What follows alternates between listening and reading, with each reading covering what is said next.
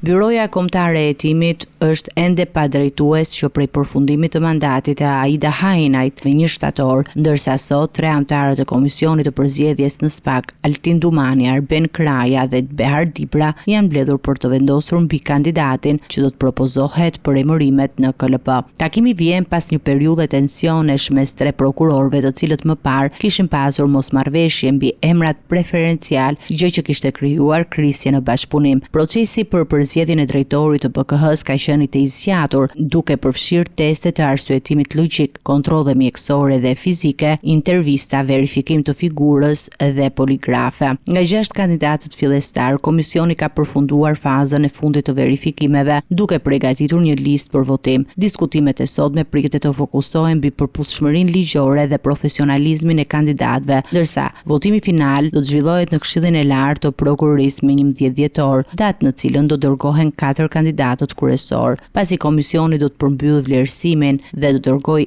emrin e preferuar në KLP. Qeveria e prokurorëve do të vendosë për votim drejtuesin e ri të Byros Kombëtare të Hetimit. Fituesi do të marrë një mandat 5 vjeçar në krye të institucionit që shpesh cilësohet si FBI-a shqiptare. Mandati i drejtoreshës Aida Hajnaj përfundoi në gusht, duke hapur rrugën për zgjedhjen e pasuesit të saj.